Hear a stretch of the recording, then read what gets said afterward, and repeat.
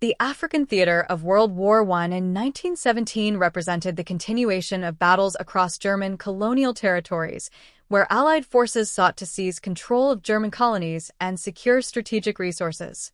Though far from the trenches of Europe, the African campaigns contributed to weakening Germany's global position and involved complex interactions between European powers, colonial troops, and local populations.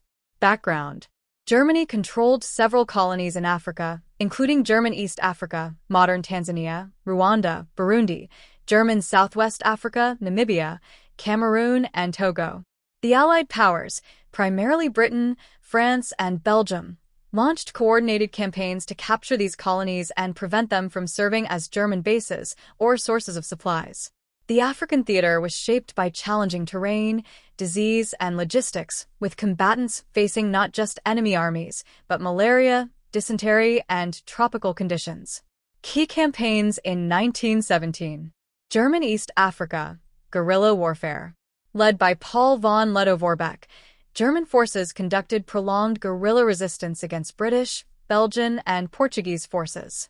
In 1917, Lettow-Vorbeck's mobile units harassed Allied supply lines, forcing the Allies to commit significant manpower to counter him, far exceeding German numbers. The campaign was characterized by hit-and-run tactics, use of the terrain, and an emphasis on prolonged attrition rather than direct confrontation. German Southwest Africa, Namibia.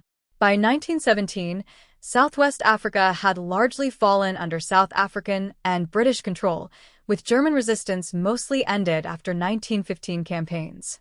Remaining German settlers engaged in minor skirmishes and guerrilla attacks, but the colony was effectively under Allied occupation.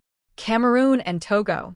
French and British forces had captured Cameroon and Togo in 1916, but sporadic resistance and local uprisings continued into 1917. Allied forces worked to consolidate control, establish administration, and suppress rebellions, sometimes using local auxiliaries. Challenges of the African theater. Disease and climate. Tropical diseases caused more casualties than combat, especially malaria and dysentery. Logistics. Moving troops and supplies across vast distances with limited infrastructure was a constant struggle. Coordination.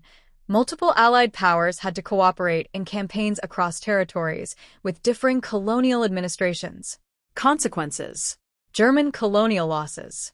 By the end of World War I, Germany had effectively lost all its African colonies, to be formalized under League of Nations mandates after 1919. Strain on Allied resources. The African campaigns required thousands of soldiers, including colonial troops from India, South Africa, and West Africa, diverting resources from European fronts. Paul von Lettow-Vorbeck's legacy. Lettow-Vorbeck's effective guerrilla campaign made German East Africa a prolonged thorn in the side of the Allies, highlighting the importance of mobility and local knowledge in warfare. Impact on local populations. African civilians were heavily affected. Forced recruitment, destruction of crops, famine, and displacement were widespread consequences of the campaigns. Significance.